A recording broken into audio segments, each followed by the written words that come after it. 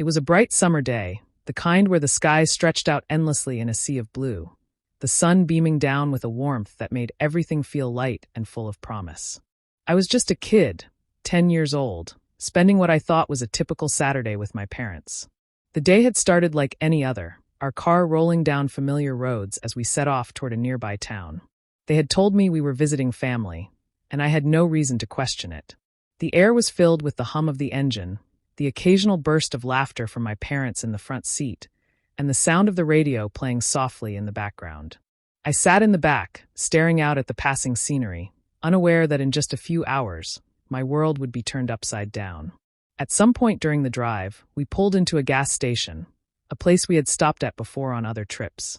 It was an ordinary little spot, the kind of place that smelled like gasoline and asphalt, with faded signs advertising snacks and cold drinks.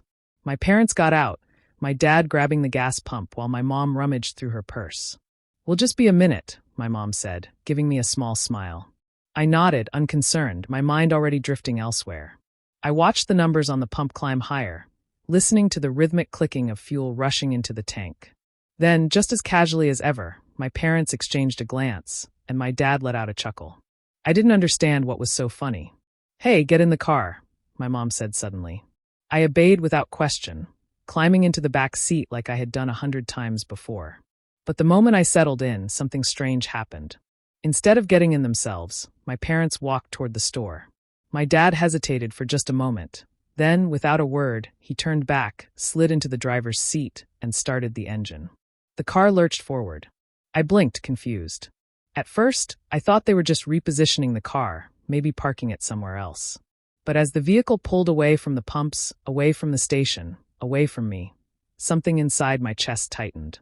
The laughter, the exchanged glances. A joke. The tires rolled over the pavement, and I scrambled to open the door, but it was locked. I could only watch, wide-eyed, as the car sped up, the distance between us growing second by second. Panic settled in my stomach like a stone. I stood frozen in place, my breath coming in short, uneven bursts as the taillights of my family's car faded into the horizon.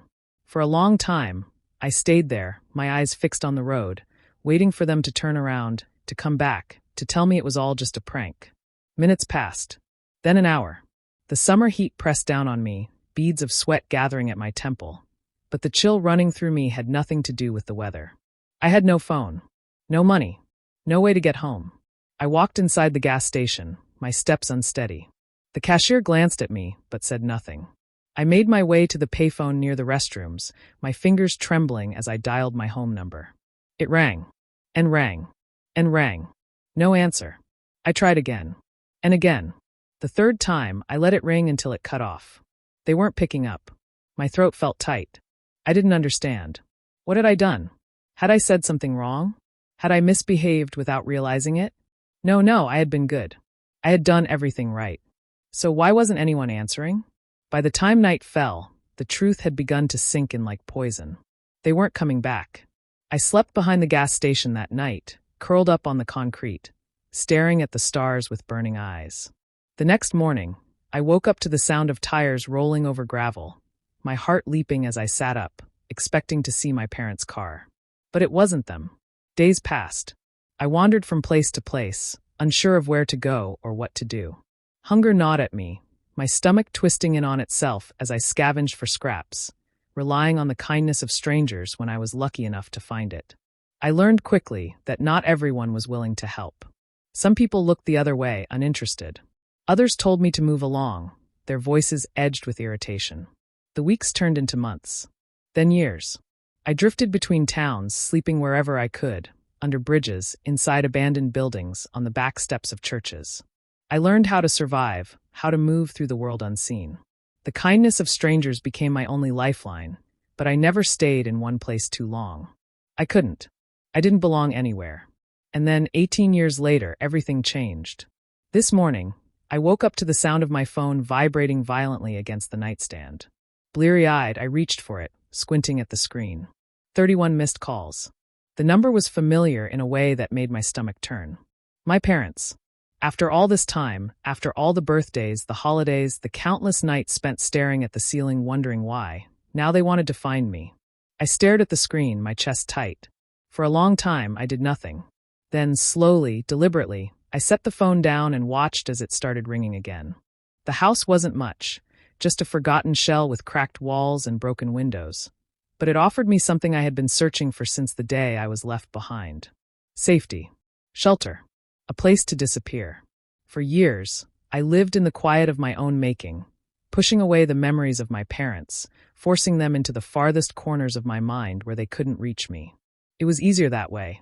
Easier to forget, easier to pretend that their absence didn't leave an empty space inside me. The longer I lived on my own, the higher I built my walls. I didn't need anyone. I didn't need them. They had made it clear what I was worth to them, and I had learned to survive without them. The months blurred into years, and before I knew it, I had carved out a life for myself. I had friends, a job, a routine, a sense of purpose that had nothing to do with the people who had abandoned me. I told myself it was enough, that I was content, that I had moved on. And then one morning, 18 years later, I woke up to the sound of my phone vibrating relentlessly against the nightstand.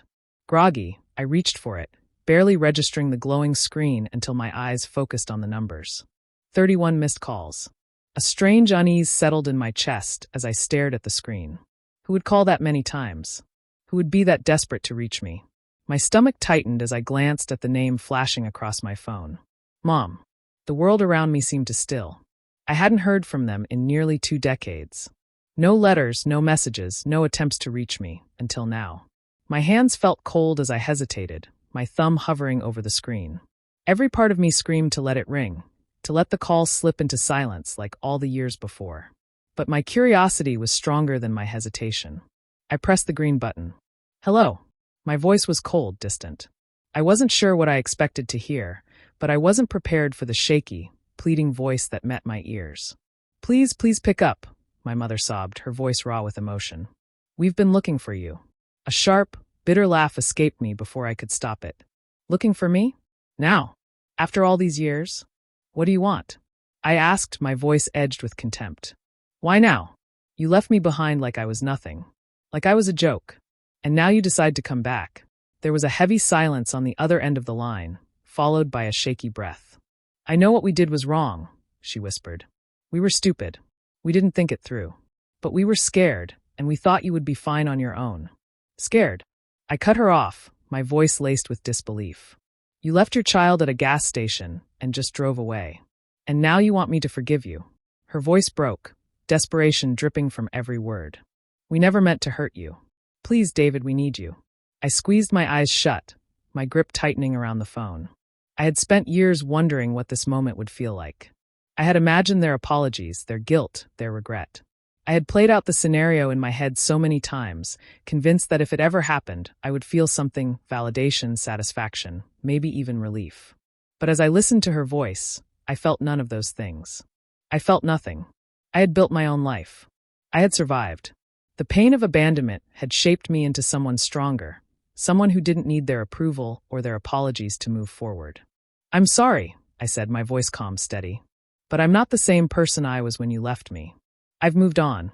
I don't need you in my life. Not now. Not ever. Silence stretched between us. I could hear her struggling to find words, but there was nothing left to say. The past had already been written. I inhaled slowly, letting the weight of my words settle in before speaking again. I'm sorry, I repeated, softer this time. But it's over. And then, with a quiet finality, I ended the call. The phone slipped from my fingers onto the couch beside me, my heartbeat loud in the stillness of the room. But it wasn't racing from anger. It was from relief. For so long, I had carried the weight of their betrayal, had let it shape the way I moved through the world. I had wondered if I was still that child standing alone at the gas station, waiting for someone who would never come back. But now I knew the truth. I wasn't waiting anymore. I had made my choice, just as they had made theirs all those years ago. And I felt no regret, no bitterness, just peace. The silence that had once felt so heavy, so suffocating, now felt like something else entirely. It felt like freedom.